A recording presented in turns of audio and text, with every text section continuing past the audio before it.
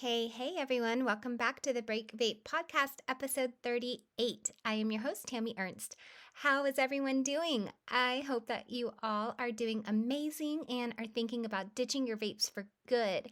I promise I feel a lot better than I sound. I have a little bit of a dry throat and some congestion brewing, so I apologize in advance if you hear me sniffle or cough like the human that I am, because I spend the majority of my time on creating strategy and value for you guys and not so much on editing audio. So you get the real raw deal here. If you're listening to this in real time, summer is in full force for us at the moment here in the US. The kiddos are out of school, and I don't know about you, but time is just flying by. I'm spending some time in the Northwest this summer and had the chance to pop up to Canada the other day. It was really fun. If you guys enjoy nature like I do, you have to go and check out the Bouchard Gardens near Victoria, British Columbia, which is on the southern tip of Vancouver Island. I'm not an affiliate of the gardens or anything like that. I just genuinely enjoyed them and highly recommend the experience if you ever get a chance to check them out. The quick story behind the Bouchard Gardens is that it used to be an exhausted limestone quarry that the Bouchard family converted into over 50 acres of spectacular, internationally inspired gardens. And over the past 100 years, the business has remained in the family, and the gardens have become a National Historic Site of Canada. So, super cool to see. We are in late July right now, and all of those flowers were in full bloom. They're bright and vibrant and just absolutely gorgeous. So, again, if you get a chance, go check it out. I've also been spending a lot of time in Spokane, Washington, and Coeur d'Alene, Idaho. Really just enjoying the people and all of the nature activities that are available around this area. So, that is just a snippet of what I have been up to over the summer so far. And of course, I'm always thinking about you guys that are listening and strategizing on how I can help you create your unique vape free future. So, let's dive into today's topic, which is trigger management. Last week, we started our first discussion on triggers. I explained what they are and how I put them in 4 crystal clear categories, which is an important distinction because after you have been vaping for a while, it can be tough to identify what triggers you keep giving into that move your addiction forward. When you think about everything in your life, it can seem like everything about your human experience is so tangled up into one big giant trigger. But that thought is not serving you because it just leaves you feeling completely overwhelmed. Am I right? So last week, I showed you how to identify your triggers and break them down into 4 categories, which are emotional triggers, social triggers, pattern triggers, and withdrawal triggers. And then we did some thought work together that is similar to a worksheet that I do with my clients when they're going through my coaching program.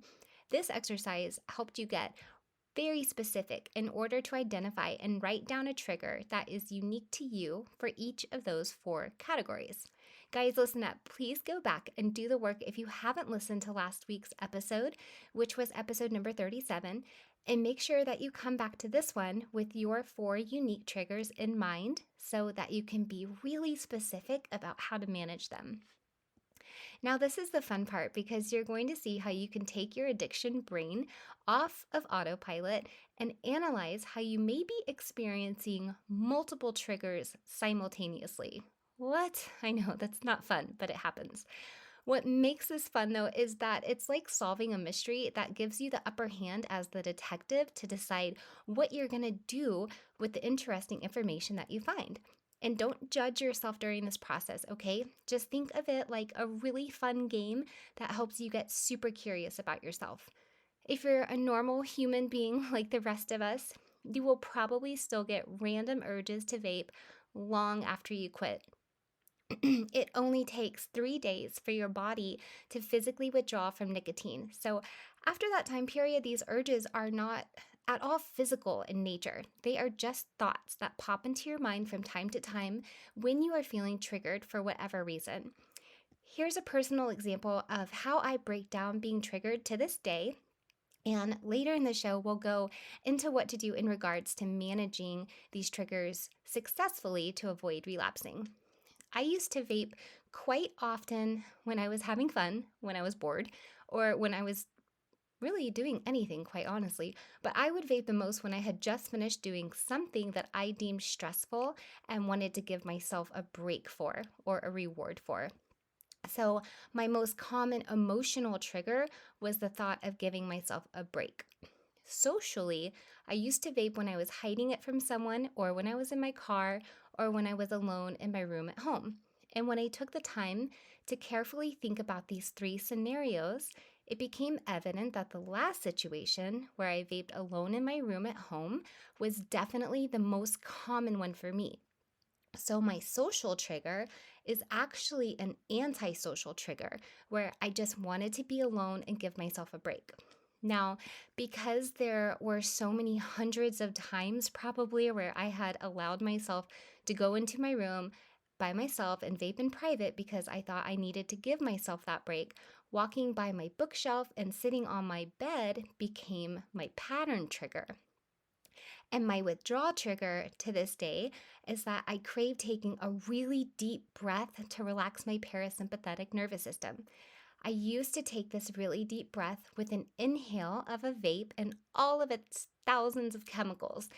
And even though I know it's bad for me, sometimes I just want a really deep breath of something that I'm holding in my hands, like an apparatus of some sort. You guys know what I'm talking about.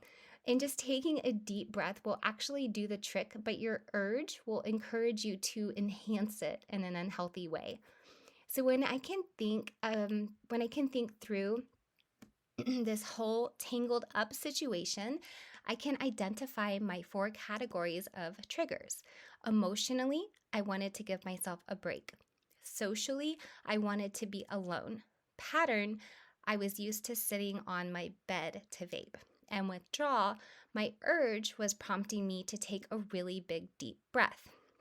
Again, if you didn't do this exercise during last week's episode, go ahead now and use this thought process to untangle and clearly identify what your number one most common trigger is for each of these four categories and write them down. Excuse me. The first way to manage your triggers is to write about them in your quit plan. Yes, you need a quit plan, and yes, you need to plan around triggers and urges.